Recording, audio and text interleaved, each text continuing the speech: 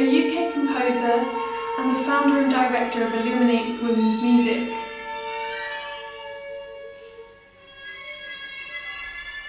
So my piece is called Ways of Looking at a Blackbird, and it's written for soprano and string quartet. The piece is based on a set of haiku poems by Wallace Stevens, and these poems are called 13 Ways of Looking at a Blackbird.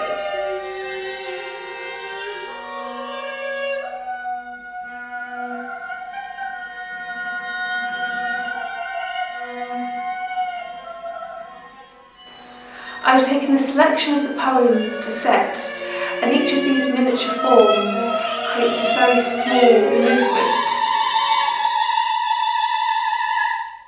I wanted to try a different approach in this piece to my normal process. I usually write quite long pieces, and I've never really tried to do the miniature form. So when I found these haiku poems, I just thought this was the perfect stimulus to allow me to write a set of miniatures. So I set a number of the poems, and they're very short movements, about 1 to 2 minutes. But within those, I've also created what I like to call little musical bookmarks. These kind of small, very short, fragmentary, like preludes to the next movement. And these all sort of take the some of the lines from the very last movement and gradually build up and accumulate to form the last movement, which is called the edge.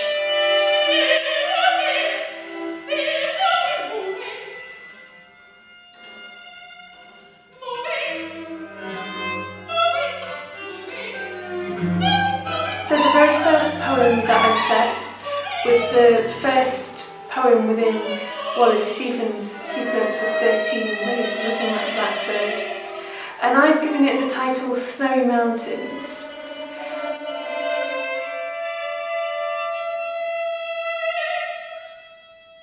Among 20 snowy mountains, the only moving thing was the eye of the blackbird.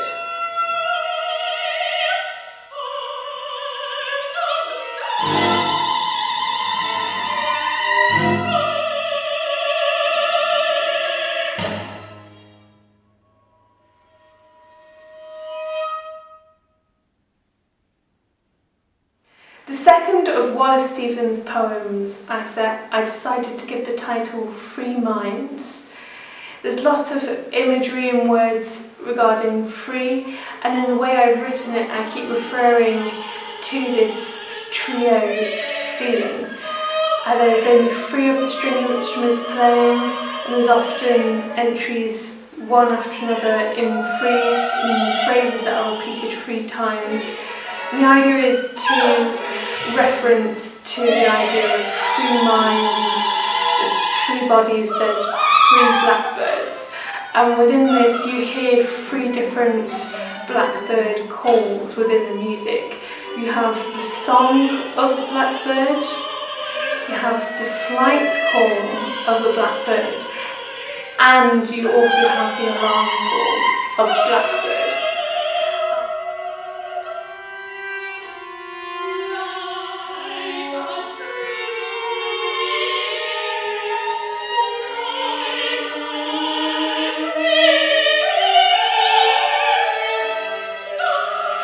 I was of free mind, like the tree in which there are 3 blackbirds.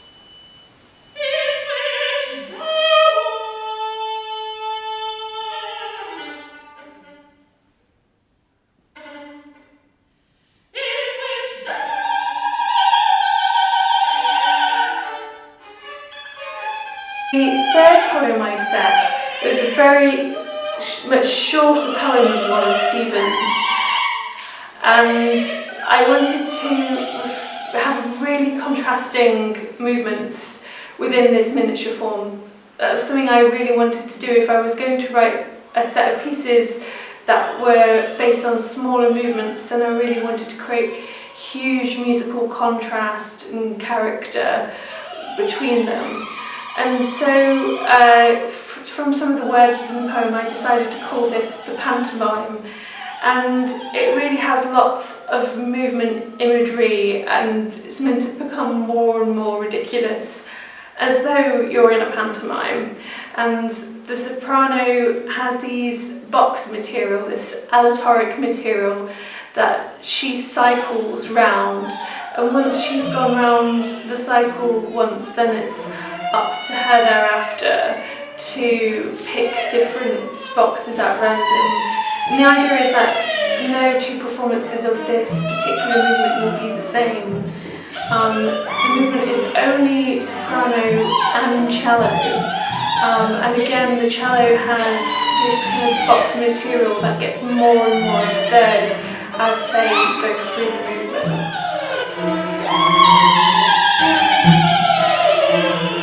The blackbird whirled in the autumn winds. It's a small part of the pantomime.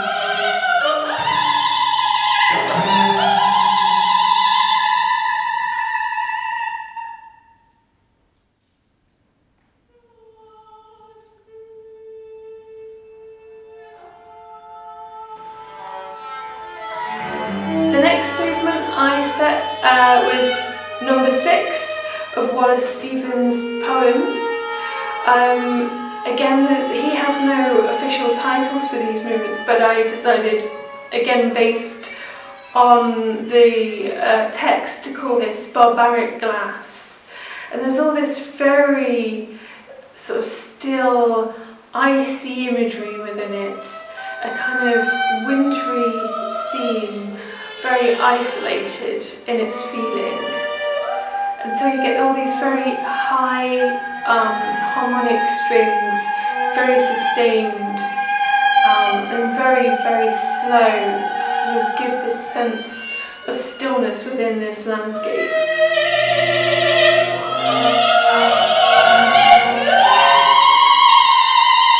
Icicles filled the long window with barbaric glass.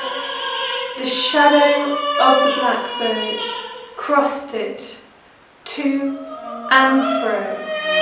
The mood traced in the shadow an indecipherable cause.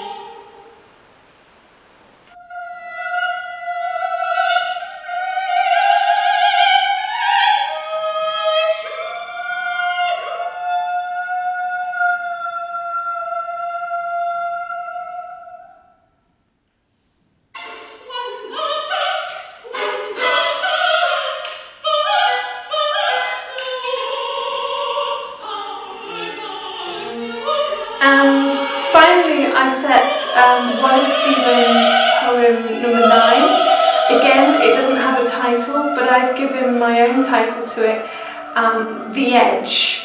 And this piece almost you actually hear throughout the piece, because it is all the little bookmark preludes that you hear right from the beginning between all of the other movements, so sort of acting like musical bookmarks. And the very first line of this poem gets set over and over again. The line is, "When the blackbird flew out of sight." So you keep hearing that line, "When the blackbird flew out of sight." And it's only until quite far through that you hear in one of the preludes, the next line, "It marked the edge." So it marked the edge. And the final line is of one of many circles. So you finally get to hear the whole of the poem in this final movement.